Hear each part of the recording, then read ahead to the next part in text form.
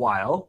And then I got to the Highgate Ledges, and it has been raining steadily for days. Oh, wow. And so the Highgate Ledges were quite high. Yep. And so I lined my way. I pulled up to the ledges, and then I lined my way up the ledges, and then I tried pulling past the ledges, and then my bow got caught in the current and took me back down the ledges. So then I lined up the ledges again and all the way through. And then a guy I've been paddling along with, sort of timed with Larry, had realized that there was like a set of rail trails that paralleled this stretch of the river. Yeah. And would help us avoid some portages and some rapids. And so I hopped on the rail trail, and for various reasons ended up walking with the canoe 10 miles. Oh my goodness. Which sounds like almost impossible if you've tried portaging a canoe on your shoulders. But if you take two canoe wheels and place them slightly aft of the center of the canoe, and then you take all your stuff and put it just aft of that, you've created this kind of like slightly weighted fulcrum. Yeah, okay. And so with very little effort, you can lift up the fore end of the canoe and then start walking with it. And since the rail trails are rail trails, they're kind of perfect for that. They're kind of perfect for that. I tried a couple different ways of carrying it. For a while, I was pulling it behind me, which is fine, although it does kind of strain your arms and make it tired. If you push the boat instead, it kind of like the end pointing to you kind of rests naturally around your chest. And the logical way to hold the end of the canoe so that you can turn one way or the other is to kind of press your hands on either end right about where your chest is. And so then you basically look like you're on a pilgrimage to the canoe portaging gods.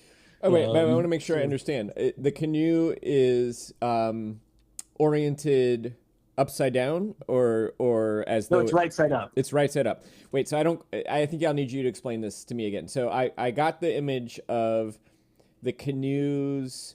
The canoe wheels are slightly behind center of gravity, and your gear is all behind that, which is sort of fulcruming up the canoe such that you're really it's kind of providing a counterweight, so you don't even have to carry a lot of that weight because you're sort of balancing. But where is your body then relative to the bow of the canoe? Well, there's a couple of ways you can do it, but you basically go on the long unweighted end and push at that so that the weighted end is going forward down the trail. And the unweighted end is leaning up towards you. Oh, weighted end first. So it's weighted end first. It's like you're pushing a gigantic wheelbarrow. Yes, that's amazing. And then as long as the trail is relatively flat and relatively free of debris and potholes and stuff, this actually doesn't sound that bad once you've got the rig sort of all rigged. Yep. Yeah. You just stroll along the trail. Well, I am recording this, so let's back up a little bit. Did you enter the the Missisquoi at the Missisquoi River? Did you enter it at Charcoal Creek? I'm looking at them at Lake Champlain. At Lake Champlain. So the trip begins in Old Forge, New York. Okay. And it heads essentially across the Fulton chain of lakes, up the Raquette River. Down the Raquette River, down the Saranac River, which comes out into Plattsburgh, New York. Yep. And then Plattsburgh, New York is on the west side of Lake Champlain. You paddle over to the inland sea, to the Channel Islands, North Hero Island in Vermont. Go all the way up, really, so that you're in the waters right on the border of Canada. Yep. I'm looking at on the map the Missisquoi National Wildlife Refuge in the town of Swanton. you go down the Missisquoi National Wildlife Refuge, which is the home of Shad Island, which is a great blue heron rookery with 150 to 200 heron nests. And then you start paddling up the Missisquoi.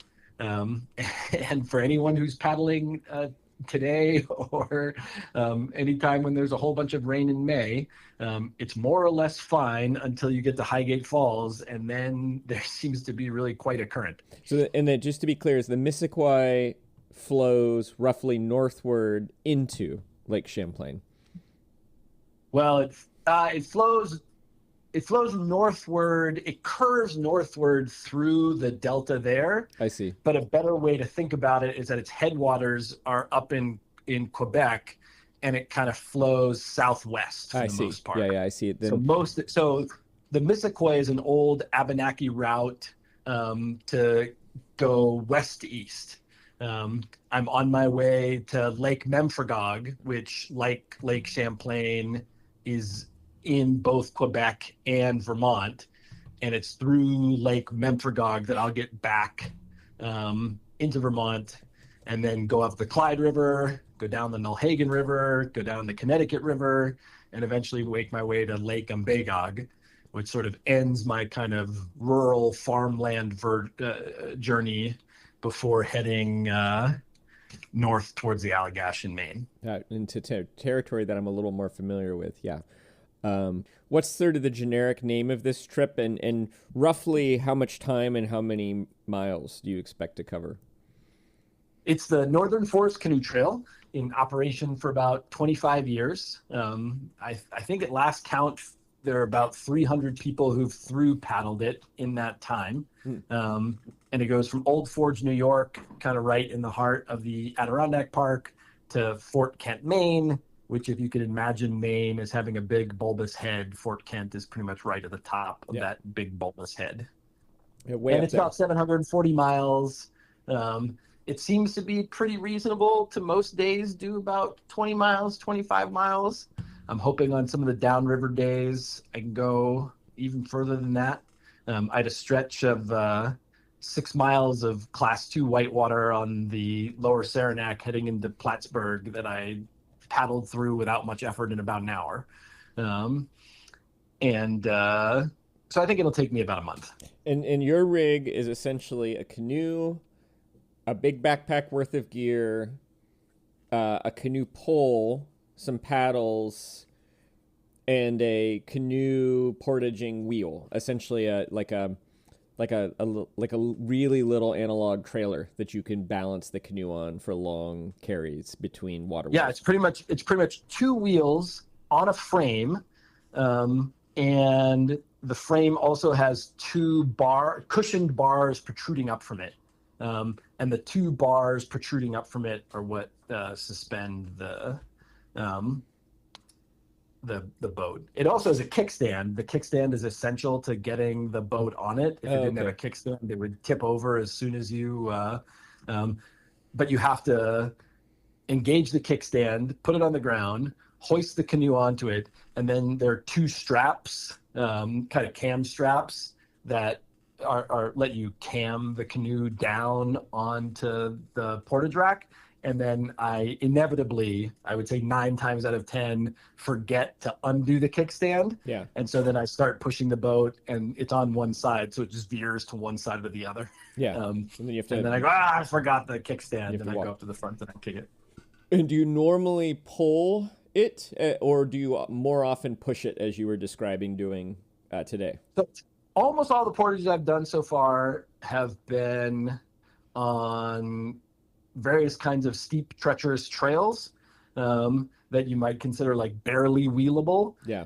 And for that, I found that you have to push it because a canoe is fatter in the middle than it is on the ends. Yeah.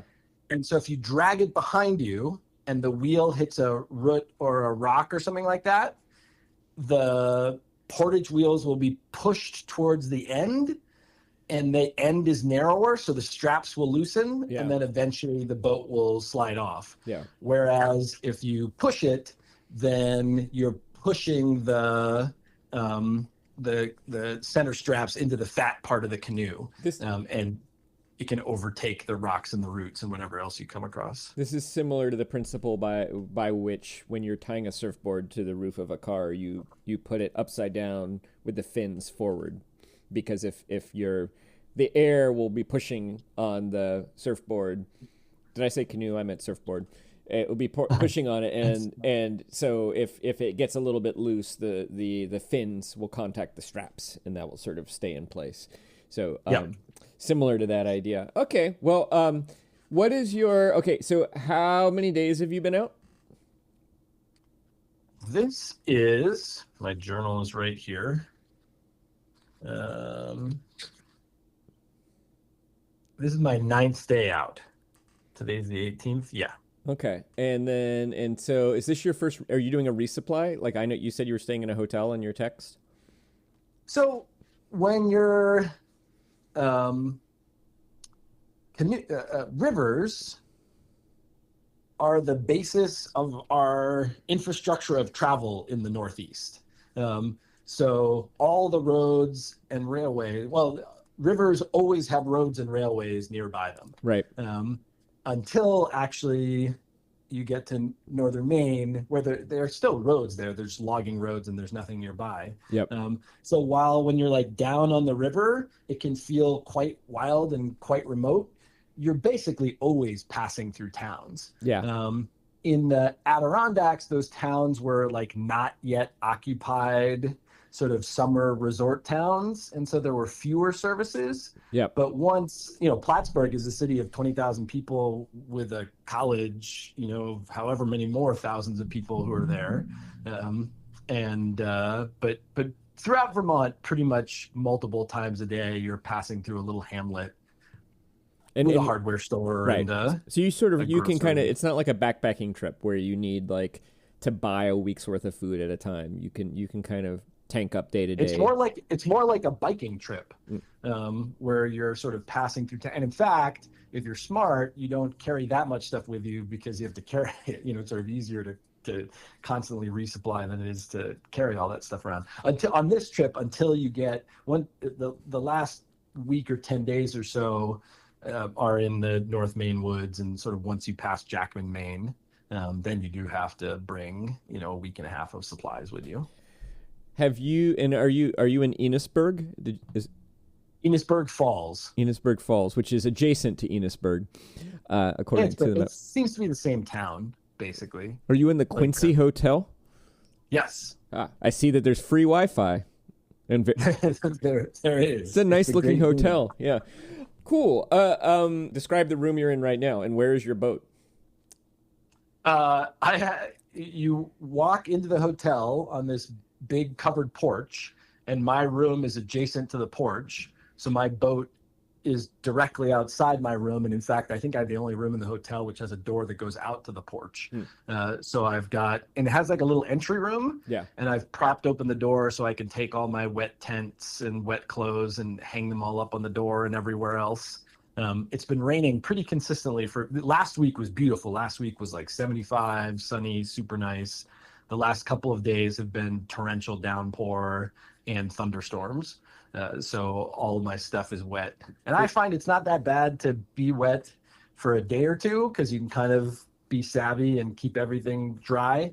But after, a few days of having everything rain soaked, it just all gets kind of clammy. And so it seems like a good evening to spend in a hotel. Sounds nice. I would like to think, I could be wrong, but that in your hotel room there are any number of the following things: some kind of plaid blanket, some kind of, it's paisley, but yeah, okay, paisley, some kind of art depicting some kind of wild game animal, perhaps a duck, perhaps deer, something like that. You're on the right track. It is this like reflective mirror painting of the dam in town. Oh, okay, that's great. Yeah.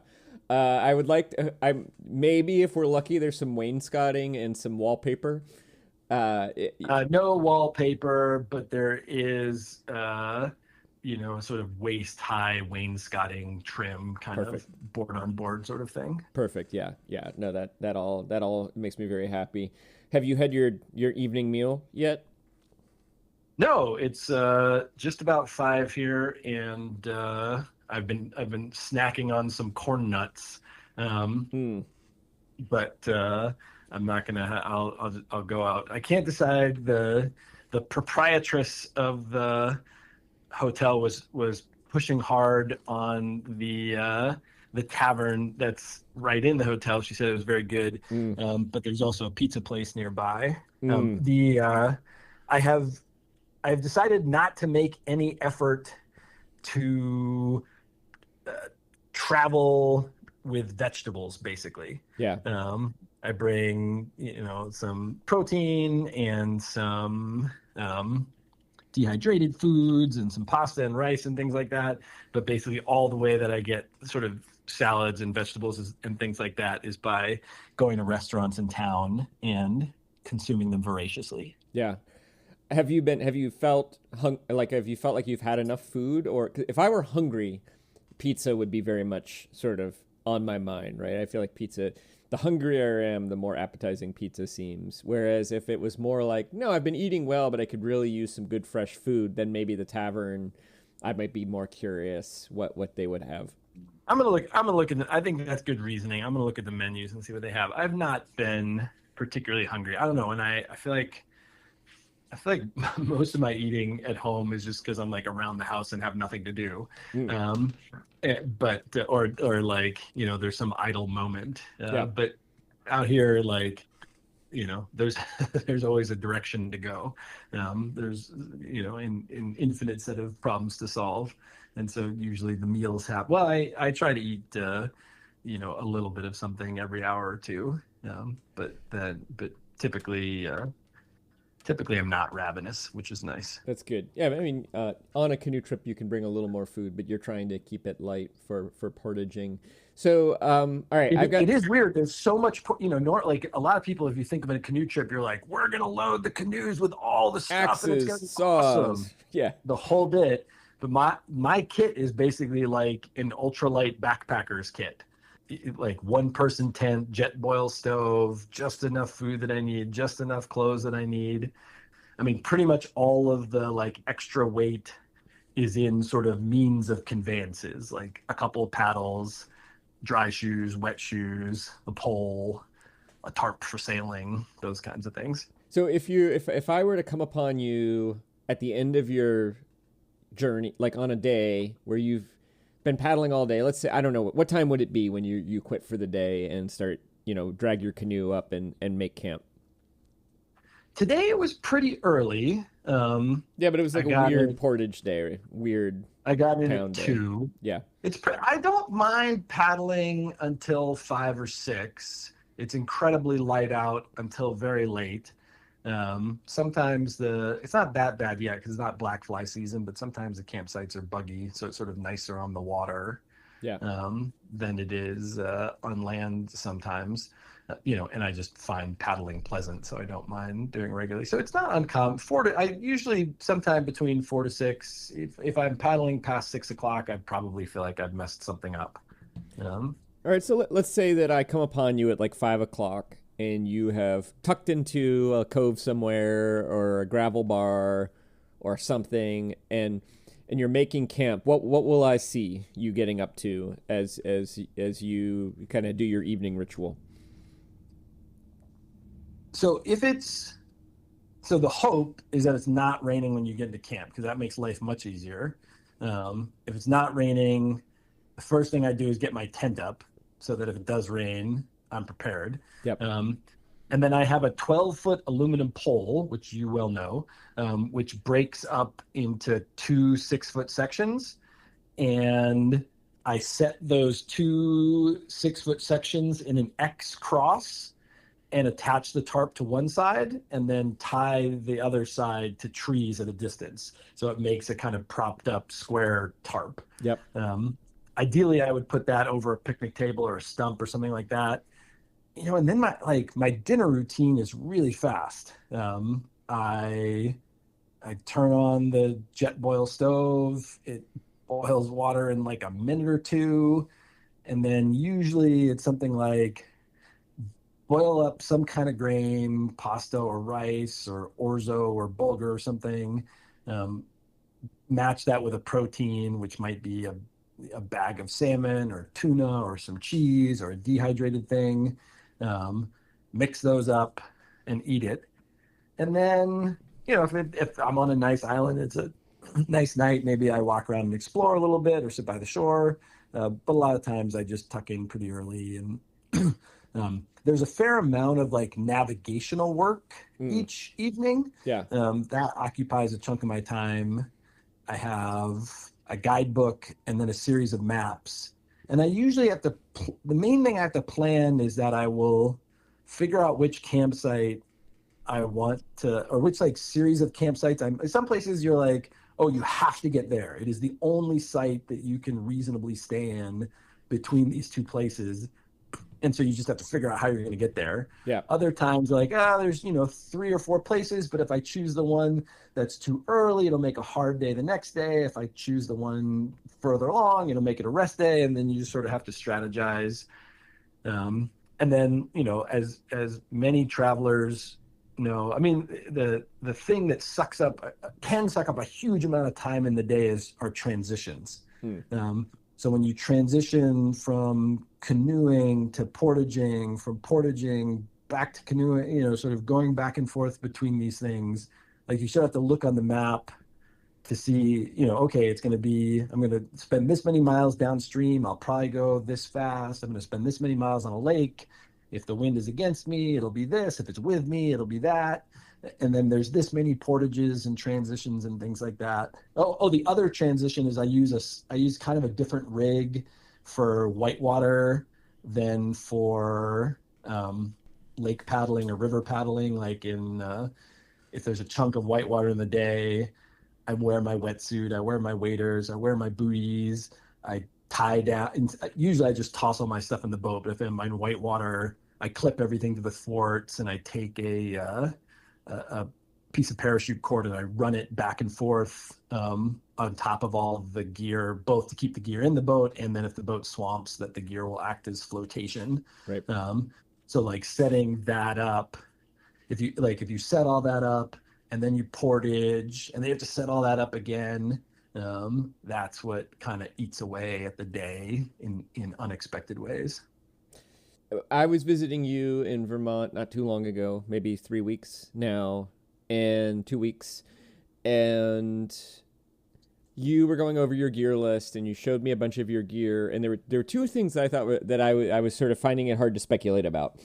One of those things was part of the reason you were staying really, really light was even though the wheeled portages we were speculating would be relatively easy and you can carry a fair amount of gear, you also thought there were going to be some portages where you were just going to have to carry the boat, and your goal was to do that in one trip. So like basically boat on your shoulder, wearing your backpack, and then somehow I think tying the canoe wheels to all of that, like hanging from your backpack. Have you done that? And how did that go, if you have? I have done it, and the only place I tried it was on some like steep up and down hills alongside some rapids on some sort of wet, bad trail. And I did it for a little while, and then I got to a really steep uphill and was like, yeah, I can't do this anymore. I have in the past, in fact, on that very portage, I for a while carried my backpack with a boat on my head, but the wheels weigh about 20 pounds. Yeah. And that seems to be too much. But what I've also found is that I guess I haven't yet come across a long portage where you don't eventually get somewhere wheelable. Yeah. So now what I typically do is I put the boat on my head, I walk with it until I get a spot that's wheelable, and I can usually grab all the other stuff in one go and then bring that to the boat, set up the wheels and walk. But I've met a couple of people who say that they end up taking 3 trips, which to one for their boat and 2 for their gear, which to me is crazy because it means a 1 mile portage actually becomes a 5-mile portage because you got to go out and back and out and back and out. Yeah. And that's more than I want to walk. So when you do that, do you carry the wheels, or can you like use the wheels as a cart for your backpack? I haven't tried that. I mean, usually I wouldn't do that because if I'm carrying the wheels, it's because like the ground is too terrible for the wheels to roll over. Right. Okay. So it doesn't really. But they basically also, I don't think I could use them to support anything other than the boat. Although I have been imagining a lot like, it's really great to have one pair of wheels. Maybe I should bring a second pair of wheels and put one on either side of the boat. And then maybe I should bring a small electric motor and attach it to the wheels and like sit in my seat and drive it down the portage roads and things like that. But that's, I mean, I basically am sort of alone all day, like a raving lunatic, thinking about things like this. And that's, what's funny is that sort of like you're like, and that's why civilization invented the personal automobile. And created all these roads. Okay. So my other question is, we were going back and forth over, your gear and trying to figure out, well, do you really need this? Is there any piece of gear that you now think if you had to do it over again, you would leave behind? And is there any piece of gear that you really wish you had made the decision to bring? I regularly mail very bizarre things back to my family. I brought a long sleeve polypropylene synthetic shirt, which I had owned too long and wore for one hot day, and it got unbearably stinky. So when I was in town, I bought another one and sent the stinky one home. One of the most fun things I do is the trip is notated on a set of 13 maps. And every time I finish a map, I make a bunch of notes on it and send it home. And that is very satisfying. I had a paddle that was in really terrible shape. And I knew this was fun. I knew I was going to go buy a canoe outfitter with some great paddle options. And I was there and I found a new like brand spanking new fancy paddle that I wanted. I bought it. And then I was like, do you guys have any paddle boxes? And they're like, no, we just unloaded our shipment. We just took them all to the dump. And I was like, I don't know what I'm going to do with this thing. Maybe I'll have to give it away or throw it away. I was like, I'll just take it to the post office. And I walk into the post office and chat with the postmaster. And he's like, oh, we'll just put a sticker on it. And $19 later, that paddle was headed with like a priority or ground sticker on the flat end of the paddle, on the blade of the paddle, just getting mailed back home. That's great. I feel like I've received things like that in the mail, but nothing's coming to mind right now. But you're right; you don't always need a box. What is I'm going to ask you, you can be thinking about these, greatest social interaction and greatest wildlife interaction in whatever order you prefer to answer those questions. Well, I've been paddling with Larry, and Larry is a retired guy from Cape Cod. And he started is Larry in the hotel tonight too, or is he? I just actually, while we were talking, I just saw Larry pull up. In part because I've stayed in the Quincy Hotel before, and I recommended it to him. But Larry was the one who sort of came up with the rail trail idea. He was like, "I'm walking on this rail trail to Richford, which is like 30 miles. I don't think he got his boat in the water today. I think he's just been walking all day, which is hilarious if you're on a canoeing trip. It's just sort of fun to have someone to go back and forth with. Although, I mean, the interactions that I enjoy, you just have all these. There was a guy named Steve at St. Regis Canoe Outfitters who was revarnishing a 6-person war canoe. Wow. And took maybe 15 minutes to go through all of the whitewater. That might be necessary if our current conflict with Canada escalates any further. You gotta be able to launch the war canoes up Lake Memphregog to take Mansonville and whatever else is up there. But he went through like every rapid and turn. The Saranac gets up to class 3. Well, it actually has a couple of class 4 drops that can be portaged around. But I just it's sort of right on the level where I'm sure it would be fine in a skirted kayak, but in an open canoe, it's just easy to swamp, and there's not really a lot of other people around there and things like that. But he talked me through it, and I was confident that I'd be able to, through a combination of lining, which is holding on the ropes that are on the ends of canoes, and sort of lowering your boat through the rapids while you walk along the shore for the hardest things, and then paddling. But the other two folks who are paddling the trail at the same time with me, I think, portaged around the main rapids on the Saranac, which is like 7 more miles of walking or something. Oh yeah. But I was able to Good job. navigate my way down. It was a lot of fun. Yeah. So talking with Steve at St. Regis Canoe Outfitter was great. There was a guy who had a van that had like found a parking spot like right on the shore of the river and was fishing, but he was like, the van had a sliding door, so he was fishing directly out of his van. Wonderful. And he was like super excited to see a canoer, and I was super excited to see a dude fishing in the rain from his van. That's great. And those are the kinds of like tiny interactions. I have the two best wildlife interactions are, there was a river otter that swam around and played with me for a little while. Oh, cool. Going back and forth, and that was awesome. But going down the lower Saranac, I came across a colony of bald eagles. There were Oh my God. at least 8, maybe 12 bald eagles that flew out of the woods at the same time. Males with big white heads, juveniles. I didn't even know eagles spent time together. Yeah. Like Usually polyamorous you see family, 2. or, Yeah. Right. Like.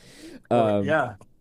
And of course, when I was growing up as a kid, if you went up to way, way northern Maine and you saw one bald eagle on a week-long trip, that would have been considered like a great success. Yeah. I didn't see population. a bald eagle in the wild until the first summer I went to Maine. Like they were Yeah. not in Virginia when I was a child, due to DDT. And now there's just piles of them in New York, right outside of Plattsburgh. Amazing. Which is awesome. Amazing. So apart from reading maps at night, are you doing any pleasure reading or writing? Are you doing any Upper Middlebrow-esque literary activity? I have been behind on my Upper Middlebrow, so I finished Dracula, and then I had this mishap where I left my tent poles in a lean-to, and so in Plattsburgh I had to rent a truck and drive it 40 miles back to this lean-to and pick up the poles and drive it back. And so I was able to listen to the Dracula episode there.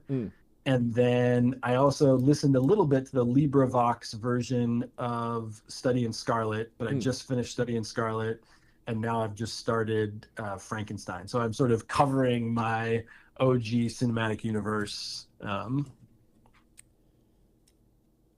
Bases. Upper Middlebrow stories. Yeah. Okay. So you have Frankenstein, which is so perfect because we're releasing Frankenstein tomorrow, part 1. So when you make your next stop, if you have any internet, you'll be able to listen to Frankenstein part 1, and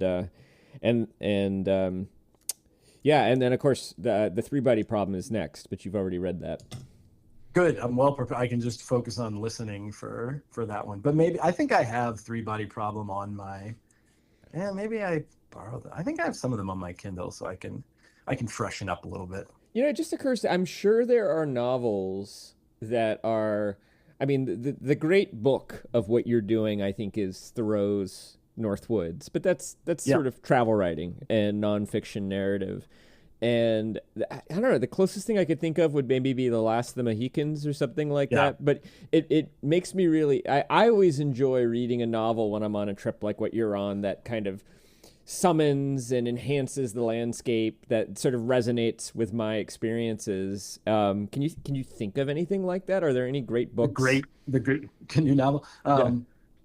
Well, there's a children's story called Paddle to the Sea, which is about an Indian boy in on Lake Michigan who carves a little wooden boat with an outrigger and puts it in the water, and the boat floats to the Atlantic Ocean over several years, I think, because sometimes the snows have to push it over this or that. I forget exactly where it ends up, but it's actually, somebody was just mentioning it to me as we were as I was canoeing along. It's kind of a classic children's story. Yeah, I don't know that one. Of course, there's Path of the Paddle and The Survival of the Bark Canoe, but those are both nonfiction.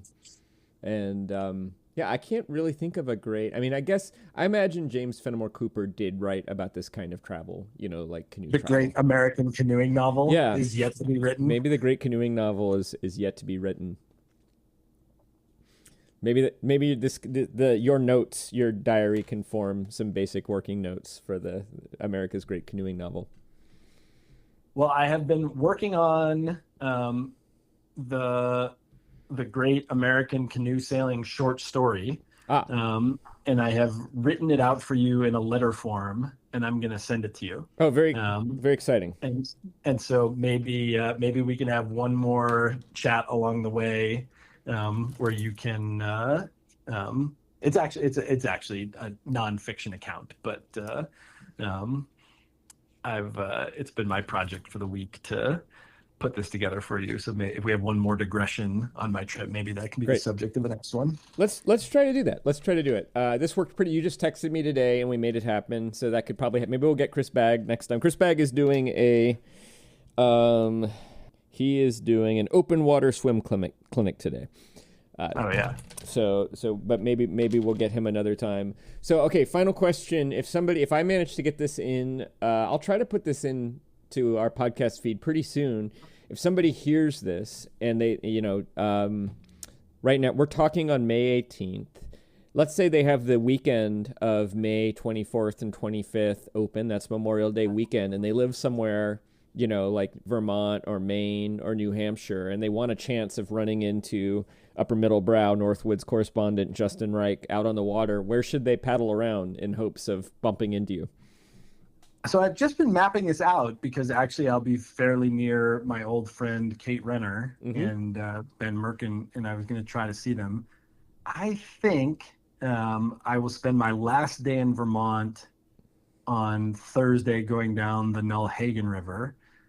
Maybe there's one more day in Vermont on Friday. And then I think Saturday I'll be at the headwaters of the Connecticut River in New Hampshire.